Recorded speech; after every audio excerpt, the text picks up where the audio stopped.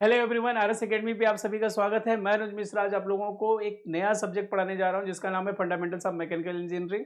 Fundamentals of mechanical engineering का वैसे तो आप जाएंगे तो आरएस एकेडमी पे ढेर सारे वीडियो आपको पहले से मिल जाएंगे, लेकिन अब मैं लास्ट पेपर देखने के बाद जो फंडामेंटल्स ऑफ मैकेनिकल इंजीनियरिंग है इसको थोड़ा सा रीडिजाइन रीशेप करना चाहता हूँ। एग्जाम के पैटर्न में थोड़े थोड़े से बदलाव होते रहते हैं, कुछ नए नए क्वेश्चंस पूछे जाते हैं, तो उन क्वेश्चंस की जो पूछे जाने की प्रोबेबिलिटी है ना, तो हमें उसको भी ध्यान में रखना चाहिए और उसके हिसाब से हमें पढ़ना चाहिए। तो आज हम लोग fundamentals of mechanical engineering subject का सिलेबस डिस्कशन करने जा रहे हैं। सिलेबस ओवरव्यू, सिलेबस इंट्रोडक्शंस देखने वाले हैं। यूनिवर्सिटी ने सिलेबस में क्या-क्या पहले से प्री डिफाइन कर रखा है या फिर सिलेबस में क्या-क्या उन्होंने मेंशन कर रखा है कि हमें क्या-क्या पढ़ना चाहिए। ठीक है?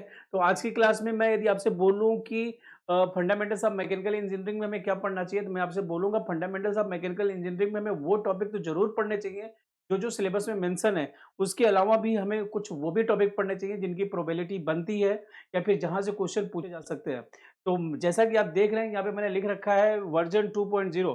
तो फंडामेंटल्स ऑफ मैकेनिकल इंजीनियरिंग मैंने आपको पहले भी पढ़ा रखा है, वहाँ पे आपने देखा सब्जेक्ट बहुत ज़्यादा आसान है, लेकिन पेपर थोड़ा-सा आसान नहीं रहा, थोड़ा-सा क्वेश्चन ज़्यादा पूछा गया, लेकिन मैंने आपको पहले से बोल रखा था यूनिट फर्स्ट से क्वेश्चन अच्छे पूछे जाएँगे, यूनिट 5 पे ध्यान देना है, तो आपने वो देखा बाकी चीज़ों को। तो अभी ये एक बार फिर से नए सिरे से हम स्टार्ट करने जा रहे हैं। जैसा कि आप जानते हैं कि सेमेस्टर बहुत छोटा है, 3 मंथ मैक्सिमम हमें टाइम मिलने वाला है। तो हमें बहुत ही टाइमली सिलेबस को कंप्लीट करना है और अच्छे से कंप्लीट करना है। तो जैसा कि आप देख रहे हैं आज का जो हमारा टॉपिक है वो है सिलेबस डिस्कशन। सब्जेक्ट का नाम है फंडामेंटल्स ऑफ मैकेनिकल इंजीनियरिंग। इसका जो कोड है बीएमई 101। यदि आप फर्स्ट सेमेस्टर में रहते हैं, इसका जो कोड होता है बीएमई 101। 1 का मतलब है फर्स्ट सेमेस्टर, बीएमई 201 मतलब सेकंड सेम में आप पढ़ रहे हैं तो कोड होगा बीएमई 201। वर्जन 2.0 इसलिए लिखा है कि अब हम थोड़ा-सा इस सब्जेक्ट को मॉडिफाई करने वाले हैं। लेक्चर 1 में हम पढ़ने वाले हैं सिलेबस डिस्कशन या फिर हम देखने वाले हैं सिलेबस डिस्कशन। तो चलिए ठीक है। यूनिट फर्स्ट की मैं बात करूँ तो यूनिट फर्स्ट में हमारा जो यूनिट फर्स्ट है इसको हम 3 पार्ट में डिवाइड कर सकते हैं। सबसे पहला जो है वो है फोर्स सिस्टम, दूसरा जो है बीम्स, तीसरा जो है स्ट्रेस स्ट्रेन। फोर्स सिस्टम में हमें ये पता होना चाहिए कि फोर्स है क्या, फोर्स का डेफिनिशन हमें पता होना चाहिए, फोर्स का कैरेक्टरिस्टिक्स पता होना चाहिए कि फोर्स को कंप्लीटली डिफाइन करने के लिए कौन-कौन से कैरेक्टरिस्टिक्स की ज़रूरत पड़ती है। ये सब बातें हम यहाँ पे करेंगे, लेकिन इन्होंने जो सिलेबस में एकेटीयू ने मेंशन किया है वो ये मेंशन किया है कि फोर्स मोमेंट क्या होता है, कपल क्या होता है, प्रिंसिपल ऑफ ट्रांसमिसिबिलिटी क्या होता है। प्रिंसिपल ऑफ ट्रांसमिसिबिलिटी बहुत ही ज़्यादा इंटरेस्टिंग कॉन्सेप्ट है। यहाँ पे ये हम देखने वाले हैं कि सेम लाइन ऑफ एक्शंस में ना यदि आप फोर्स के पॉइंट ऑफ एप्लीकेशंस को चेंज करते हो ना तो बॉडी के इक्विलिब्रियम पे कोई भी फर्क नहीं पड़ता है। तो इसको समझाने के लिए मैं आपको ढेर सारे इंटरेस्टिंग एग्जांपल भी दूंगा, जैसे पतंग उड़ाने का कि यदि आप पतंग उड़ा रहे हैं बिल्कुल ग्राउंड फ्लोर पे हैं, यदि अपने भाई से बोलते हो छत पे वहां पे होल्ड कर ले पतंग को, तो उस पे पतंग में बिल्कुल भी डिस्टर्ब नहीं होता, इक्विलिब्रियम में बना रहता है। तो ऐसे कुछ हम प्रैक्टिकल एग्जांपल लेके चलेंगे जिससे हमें सब्जेक्ट समझने में बहुत ज़्यादा आसानी हो और कहीं भी कोई दिक्कत ना हो। तो हम यहाँ पे देखने वाले हैं principle of transmissibility, Varignon's theorem. Varignon's theorem बहुत ज़्यादा इंटरेस्टिंग है। वरीगनस थ्योरम में ये बोला जाता है कि मान लीजिए कि हमारे किसी भी फोर्स सिस्टम में ढेर सारे जो फोर्स है ना, उन सभी फोर्स का किसी पॉइंट के अबाउट जो मोमेंट है ना, उन सभी का अलजेब्रिक सम जो है रिजल्टेंट का मोमेंट उसी पॉइंट के अबाउट के बराबर होता है। ये सब हम प्रूव करके देखेंगे, यहाँ पे पढ़ेंगे भी। रिजल्टेंट ऑफ फोर्स सिस्टम की बात करें तो फोर्स सिस्टम के रिजल्टेंट को दिखाने के लिए जो हम यूज़ करते हैं पैरेललोग्राम लॉ है, और भी ढेर सारे हैं, लामिस थ्योरम होता है, ट्रायंगल लॉ होता है, पॉलीगन लॉ होता है, डिफरेंट डिफरेंट लॉ होते हैं, लेकिन हम कुछ लिमिटेड पढ़ेंगे। जैसे पैरेललोग्राम लॉ हुआ, लामिस थ्योरम भी पढ़ लेंगे। Concurrent, non concurrent, same point पे यदि सभी फोर्सेस मिल रहे हैं ना तो उससे बोलते हैं कनकरेंट, मतलब meet at a same point. यदि सेम प्लेन में लाई कर रहे हैं तो कोप्लेनर। तो कनकरेंट, नॉन कनकरेंट, कोप्लेनर, इन सभी फोर्सेस को पढ़ना ऐसा एज इट इज एकेटीयू ने मेंशन किया है। लेकिन हम इन सभी टॉपिक के अलावा थोड़े से कुछ और भी टॉपिक पढ़ेंगे जहाँ से क्वेश्चंस पेपर में पूछे जा रहे हैं, उनमें न्यूमेरिकल भी पूछे जा रहे हैं। तो हम इन सभी पॉइंट पे बहुत ही ज़्यादा डिटेल्स में पढ़ने वाले हैं और बहुत ही शॉर्ट तरीके से आसान लैंग्वेज में, जो कि हमें समझने में दिक्कत नहीं हो। लैंग्वेज को सिंप्लीफाई करना है, मिनिमाइज करना है और समझने में दिक्कत ना आए और मैक्सिमम आउटपुट आना चाहिए। सेकंड चैप्टर, यदि हम यूनिट फर्स्ट को, ये जो हमारा है ये चैप्टर 1 है। यदि मैं इसे बोलूँ तो ये यूनिट फर्स्ट के हम चैप्टर 1 में हम क्या पढ़ने वाले हैं? चैप्टर 1 में हम पढ़ने वाले हैं फोर्स सिस्टम। यूनिट फर्स्ट में ही चैप्टर 2 यदि मैं नाम दूँ तो यहाँ पे हम चैप्टर 2 में हम क्या पढ़ने वाले हैं? चैप्टर 2 में हम पढ़ने वाले हैं बीम्स।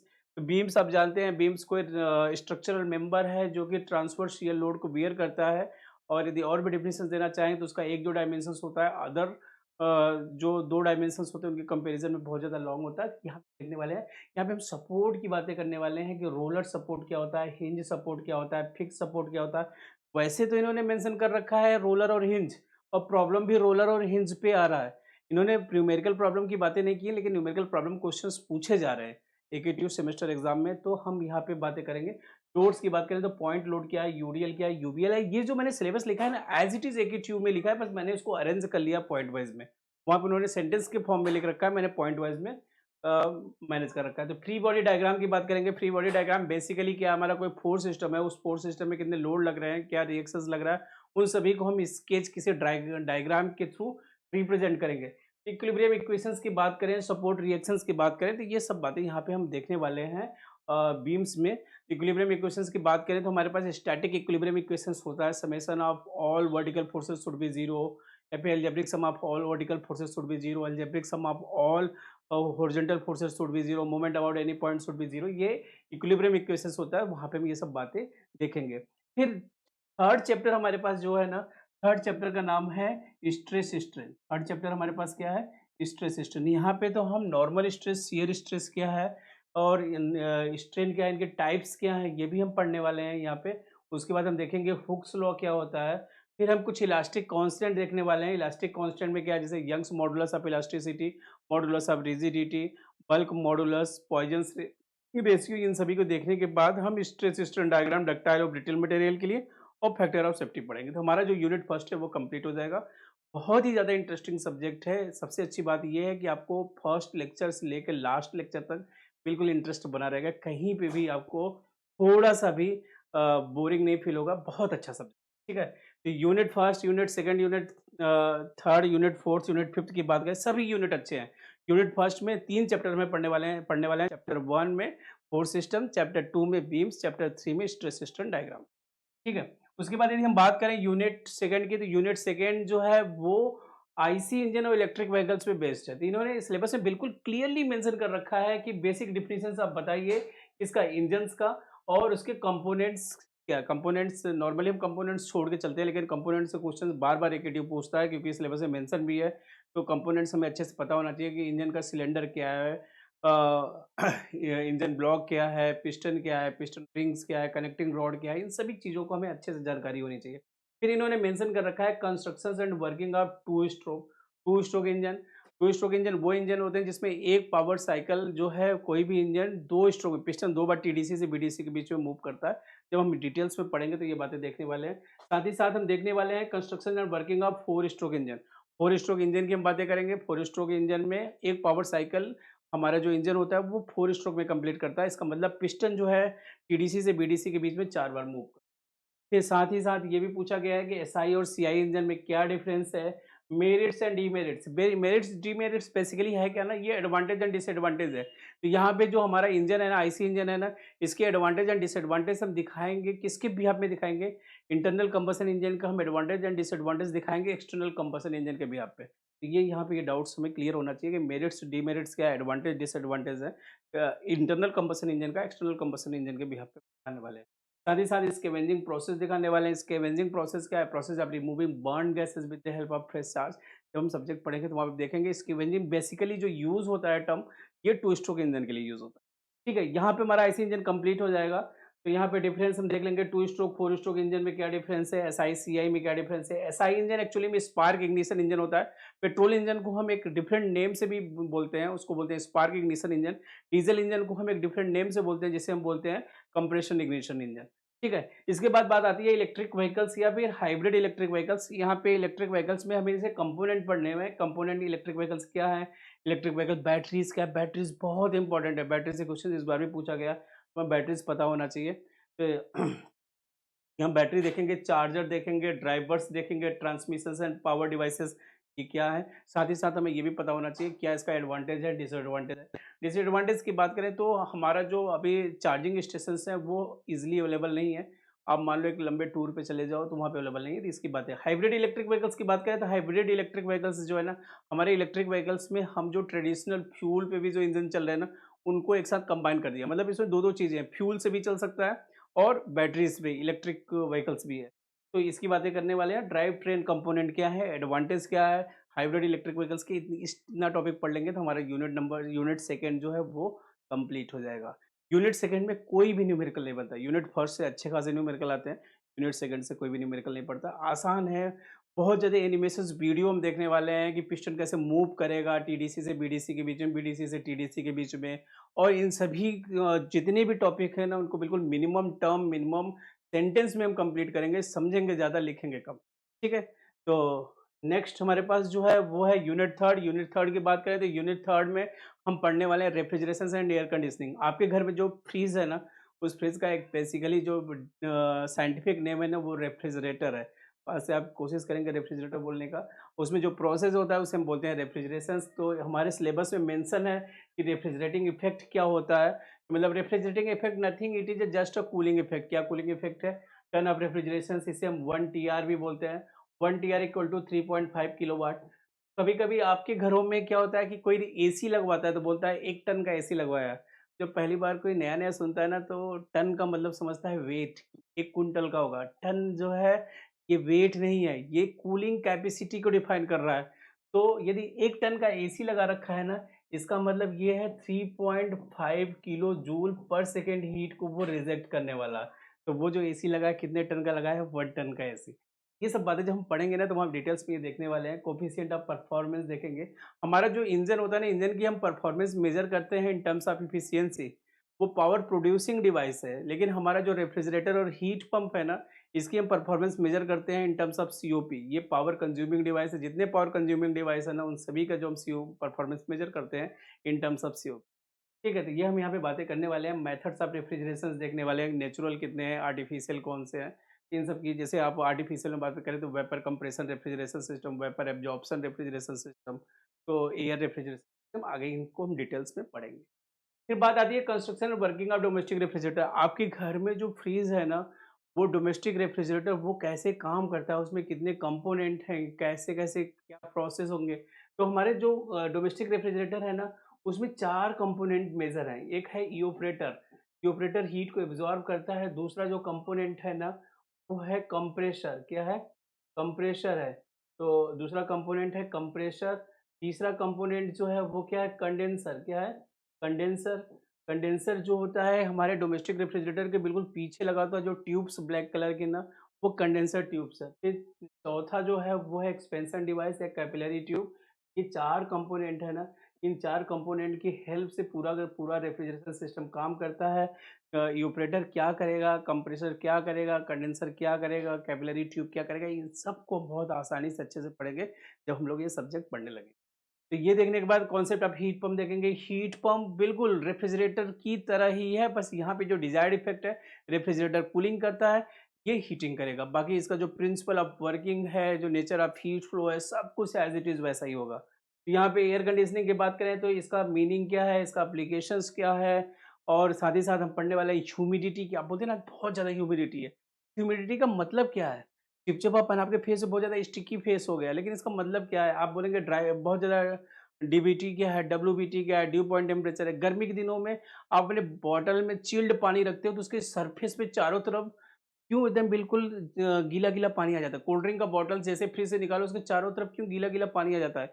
ये सब हम समझेंगे जब हम ड्यू पॉइंट टेम्परेचर समझ लेंगे। तो यहाँ पे हम बातें करने वाले हैं, कम्फर्ट कंडीशंस की बातें करेंगे कि एक ह्यूमन कम्फर्ट के लिए क्या टेम्परेचर रेंज होना चाहिए, क्या ह्यूमिडिटी रेंज होना चाहिए, क्या रेट ऑफ वेलोसिटी फ्लो होना चाहिए, और ऑक्सीजन की रिक्वायरमेंट क्या होनी चाहिए। इन सभी बातों को हम देखने वाले हैं। लास्ट में हम पढ़ेंगे constructions and working of window air conditioner. Window type AC actually में हमारे जो विंडो पे जो एसी लगता है ना, जिसका आधा कंपोनेंट अंदर होता है आधा बाहर होता है, उस एसी को हम पढ़ेंगे कैसे वो काम करता है, कितने कंपोनेंट होते हैं। तो डोमेस्टिक रेफ्रिजरेटर में जो कंपोनेंट है ना विंडो टाइप एसी में है, ये मेजर कंपोनेंट तो सेम है, कुछ ऑक्सिलरी कंपोनेंट है वो डिफरेंट है। जैसे फैन मोटर, ब्लोअर और ड्रेन पैन। तो ये बिल्कुल एक समझ में आ गया ना तो दूसरा ऑटोमेटिक अपने आप बहुत अच्छे से समझ में आ जाएगा। तो यदि हम यूनिट नंबर 4th की बात करें तो यूनिट नंबर 4th जो है इसे हम 2 चैप्टर में डिवाइड कर सकते हैं। पहला जो है फ्लूइड मैकेनिक्स, दूसरा जो है फ्लूइड मशीनरी, या फिर कह सकते हैं applications of fluid mechanics. Fluid mechanics में हम पढ़ने वाले हैं फ्लूइड मैकेनिक्स क्या होता है, इसकी ब्रांच की हम थोड़ी सी स्टडी कर लेंगे कि फ्लूइड स्टैटिक्स क्या होता है, फ्लूइड डायनामिक्स क्या होता है, इन सभी को देखने के बाद फ्लूइड प्रॉपर्टीज़ पे हम आएँगे। फ्लूइड प्रॉपर्टीज़ में प्रेशर क्या है, डेंसिटी क्या है, डायनामिक एंड काइनेमेटिक विस्कोसिटी क्या है, स्पेसिफिक ग्रेविटी क्या है, इन सभी बातों को हम पढ़ेंगे और बहुत ही ज़्यादा इंटरेस्टिंग होगा। इस पे हम न्यूमेरिकल भी लगाएँगे। क्या करेंगे? न्यूमेरिकल भी लगाएँगे और एक ही ट्यूब न्यूमेरिकल के अंदर पूछ ठीक है? फिर हम बात करेंगे न्यूटोनियन और नॉन न्यूटोनियन फ्लूइड क्या है? जो न्यूटन्स लॉ को फॉलो करेगा उसे न्यूटोनियन फ्लूइड करेंगे, जो नहीं फॉलो करेगा और नॉन न्यूटोनियन फ्लूइड करेंगे, इसका क्या एग्जांपल है? और इस पे स्ट्रेस रेट ऑफ डिफॉर्मेशंस के बीच में क्या ग्राफ बनेगा? इन सभी चीज़ों को हम देखने वाले हैं। लास्ट में हम देखेंगे Pascal's law of continuity equation, Pascal's law पे एक डेरिवेशंस करेंगे। पास्कल्स लॉ कहता है यदि कोई भी फ्लूइड रेस्ट कंडीशंस में है ना, तो इंटेंसिटी या प्रेशर जो होगा सभी डायरेक्शंस में क्या होगा? सेम होगा। और कंटिन्यूटी इक्वेशंस यहाँ पे आपने पढ़ा होगा rho one A one B one equal to rho two A two B two. जब मैं सिंपल सी बात करूँ तो यदि हमारा फ्लूइड जो है इनकम्प्रेसिबल है तो A one B one equal to A two B two. Actually में होता क्या है, जैसे हम पाइप से अपने घर के सामने ना पानी इधर उधर बिखेरते रहते हैं, तो पाइप का मुंह छोटा करते हैं तो वेलोसिटी बढ़ जाती है। यही बात ये कर रहा है, यदि एरिया घटेगा तो वेलोसिटी बढ़ेगी, यदि एरिया बढ़ेगा तो वेलोसिटी घटेगी। तो प्रैक्टिकली ये सब चीज़ें हम फील करेंगे यहाँ पे। ठीक है, बाद में एप्लीकेशंस की बात करें, जो हाइड्रोलिक मशीन्स होते हैं, हाइड्रोलिक मशीन्स या तो हाइड्रोलिक एनर्जी को मैकेनिकल में कन्वर्ट करते हैं या मैकेनिकल को हाइड्रोलिक एनर्जी। हाइड्रोलिक मशीन्स हम 2 तरह के यहाँ पढ़ने वाले हैं, एक तो हाइड्रोलिक टरबाइन्स, और टरबाइन्स भी 2 तरह के, एक पेल्टन व्हील जिसे इम्पल्स टरबाइन और फ्रांसिस जिसे हम रिएक्शन टरबाइन कहते हैं। पंप्स भी 2 तरह के पढ़ने वाले हैं, एक सेंट्रीफ्यूगल पंप, दूसरा रिएक्शन रेसिप्रोकेटिंग पंप, और इनके क्लासिफिकेशंस को भी हम देखने वाले हैं। लास्ट टॉपिक होगा हाइड्रोलिक लिफ्ट, और हाइड्रोलिक लिफ्ट भी हम 2 टाइप के देखेंगे, एक डायरेक्ट एक्टिंग, दूसरा सस्पेंडेड टाइप। उसके बाद हमारा यूनिट 1। बहुत ज़्यादा आसान सिलेबस है, बहुत अच्छा सिलेबस है, बस आपको ज़रूरत है थोड़ा-सा टाइम देने की। न्यूमेरिकल यहाँ से भी बनेगा, न्यूमेरिकल कंटिन्यूटी इक्वेशन बनेगा, यहाँ से भी एक न्यूमेरिकल हम देखेंगे। बहुत अच्छे न्यूमेरिकल बनते हैं और आसानी से ठीक है। लास्ट यूनिट हमारा जो है वो है मेजरमेंट एंड मैकाट्रॉनिक्स। ये सबसे बड़ा यूनिट है और नॉर्मली स्टूडेंट यहीं पे कमज़ोर पड़ जाते हैं। मैं आपसे हमेशा यही कहूँगा, इस यूनिट में आपको कमज़ोर नहीं होना है। ये यूनिट थ्योरेटिकल है, लेकिन यहाँ से नंबर ऑफ क्वेश्चंस पूछे जाने के चांस ज़्यादा होते हैं, तो हमें इसके लिए भी प्रिपेयर होना है। बहुत आसान मिनिमम लैंग्वेज में और आसानी से मैं इसे कंप्लीट कराऊंगा, जिससे आपको बिल्कुल भी टेंशन नहीं होगा। तो मैं यहाँ पे बात करूँगा कॉन्सेप्ट ऑफ मेजरमेंट क्या होता है, मेजरमेंट बेसिकली है क्या, एरर क्या है, और विदाउट एरर कोई भी मेजरमेंट इस दुनिया में पॉसिबल ही नहीं है। कैलिब्रेशंस क्या है, मेजरिंग इंस्ट्रूमेंट को भी चेक किया जाता है, उस प्रोसेस को हम क्या कहते हैं, कैलिब्रेशंस कहते हैं। कैलिब्रेशंस क्या होता है, तो वैलिडेशंस क्या होता है, इन सब बातों की हम बातें देखेंगे। फिर मेजरमेंट ऑफ प्रेशर देखेंगे। प्रेशर मेजरमेंट में 2 डिवाइस यूज होता है, एक बर्डन ट्यूब प्रेशर गेज, दूसरा यू ट्यूब। हमारे सिलेबस में यही है। टेम्परेचर मेजरमेंट की बात करें तो टेम्परेचर मेजरमेंट में हमारे सिलेबस में सिर्फ 2 है, थर्मोकपल, दूसरा ऑप्टिकल पायरोमीटर। इस बार ऑप्टिकल पायरोमीटर पूछ भी लिया गया। तो दुनिया भर के लोग pressure measurement, temperature measurement device पढ़ते हैं, लेकिन हमें जो पढ़ने हैं ना वो सिलेबस के अकॉर्डिंग पढ़ने हैं, thermocouple, optical. Mass flow rate की बात करें तो वेंचुरीमीटर और फिस्मीटर, सिर्फ 2 पढ़ना है। स्ट्रेन मेजरमेंट की बात करें तो स्ट्रेन मेजरमेंट में एक बॉन्डेड है, दूसरा अनबॉन्डेड है। फोर्स मेजरमेंट में सिर्फ एक ही है, प्रूविंग रिंग। ठीक है। टॉर्क मेजरमेंट सिर्फ एक है, प्रोनी ब्रेक डायनमोमीटर। और concept of accuracy, precision, resolution हम पढ़ेंगे। तो हमारा पहला चैप्टर कंप्लीट हो जाएगा, जिसे हम बोलते हैं इंट्रोडक्शन टू मेजरमेंट। दूसरे चैप्टर की बात करें तो मैकाट्रॉनिक्स क्या है। मैकाट्रॉनिक्स एक्चुअली में आज की डेट में आप ऑटोमेशन देख रहे हैं ना, तो हमारा मैकाट्रॉनिक्स जो वर्ड है ना, मैकेनिज्म से मैकेनिज्म का मैका आया है, इलेक्ट्रॉनिक्स का ट्रॉनिक्स, वहाँ से मैकाट्रॉनिक्स बना है। इसका इवोल्यूशंस क्या है, इसको भी ये मल्टी डिसिप्लिनरी अप्रोच है, जिसमें एक से ज़्यादा ब्रांच कंबाइन हुए हैं। ठीक है। एडवांटेज डिसएडवांटेज हम देखेंगे, इंडस्ट्रियल एप्लीकेशंस देखेंगे, ऑटोट्रॉनिक्स, ऑटोमोबाइल जब इलेक्ट्रॉनिक्स के साथ मर्ज हो जाता है, या फिर आप कहेंगे कि बायोनिक्स जो है, बायोलॉजी जब इलेक्ट्रॉनिक्स के साथ मर्ज हो जाएगा, और एयरक्राफ्ट जो है जब इलेक्ट्रॉनिक्स के साथ मर्ज हो जाएगा, जो नया ब्रांच बनेगा उसे हम बोलेंगे ऑटोट्रॉनिक्स, बायोनिक्स, आयोनिक्स। इनके एप्लीकेशंस भी देखने वाले हैं। सेंसर्स क्या हैं, ट्रांसड्यूसर क्या हैं, इनके टाइप्स क्या हैं, ये सब बातें हम यहाँ पे देखने वाले हैं। नेक्स्ट चैप्टर हमारा जो है एक्चुएशन सिस्टम है। एक्चुएशन सिस्टम हम 2 तरह के देखने वाले हैं, एक मैकेनिकल, दूसरा hydraulic and pneumatic. Mechanical actuation system जो है उसमें kinematic chain, cam, ratchet, gear and its type, belt, bearing, ये सब आपने सुना होगा। बेल्ट ड्राइव आपने देखा होगा कि जो गांव में मशीन्स होती हैं, एक शाफ्ट से दूसरे शाफ्ट में पावर ट्रांसमिट कर रही है with the help of belt. Gear आपने देखा होगा, आपके कार में गियर है, आपके बाइक में गियर है। गियर ड्राइव आपने देखा है, कैम, इन सभी चीज़ों को मैं बिल्कुल प्रैक्टिकली एनिमेशन वीडियो के साथ आपको दिखाऊंगा, जिसे आपको समझने में बिल्कुल भी, जब तक हम एनिमेशंस वीडियो नहीं देखते ना टॉपिक पे, तब तक हमें पूरी तरह से क्लियर नहीं हो जाती। यहाँ पे अजम्पशंस कुछ भी नहीं होगा, मान लो ऐसा होता है, वैसा होता है, ये कुछ भी नहीं, सब कुछ प्रैक्टिकली यहाँ पे देखने वाला है। ठीक है? लास्ट चैप्टर हमारे पास यूनिट 5th का जो है वो hydraulic and pneumatic actuation system, जिसमें हम प्रेशर कंट्रोल वाल्व्स देखने वाले हैं, directions control valves valves, rotary actuators, actuator और न्यूमेटिक सीक्वेंसिंग प्रॉब्लम्स, ये हमारे पास इसके बाद हमारा जो सिलेबस है वो कंप्लीट हो जाएगा और बहुत ही ज़्यादा आसान सिलेबस है। तो मैं आपसे बोलूँगा कि बिल्कुल जुड़े रहिए और आरएस एकेडमी को आज ही सब्सक्राइब करिए। मैं बिल्कुल ये विदिन टाइम आपको 1 मंथ के अंदर ये पूरा का पूरा 1 मंथ मैक्सिमम उसमें कंप्लीट कर दूँगा या फिर 1.5 मंथ में कंप्लीट कर दूँगा with each and every problem. और आप उसे अभी से पढ़ना स्टार्ट कीजिए क्योंकि सेमेस्टर छोटा है, तो आप जितना जल्दी पढ़ना स्टार्ट कर देंगे उतने अच्छे नंबर आएँगे। और साथ ही साथ मैं आपसे ये भी कहूँगा कि सॉफ्टवेयर भी सीखना शुरू करिए, क्योंकि यदि आप एक अच्छे सॉफ्टवेयर इंजीनियर बनना चाहते हैं, तो बिना सॉफ्टवेयर नॉलेज के आप कुछ भी नहीं कर सकते हैं। प्रोग्रामिंग आपको आनी चाहिए और ढेर सारे प्रोग्रामिंग लैंग्वेज आरएस एकेडमी के प्लेलिस्ट में है, सी, जावा, पाइथन, पीएलसी और भी ढेर सारी प्रोग्रामिंग लैंग्वेज हम लॉन्च करने वाले हैं। तो आज ही आप आरएस एकेडमी को सब्सक्राइब करेंगे और ढेर सारी लैंग्वेज भी सीखेंगे, साथ ही साथ अपने सेमेस्टर को भी अच्छे से परफॉर्म करेंगे। Thank you.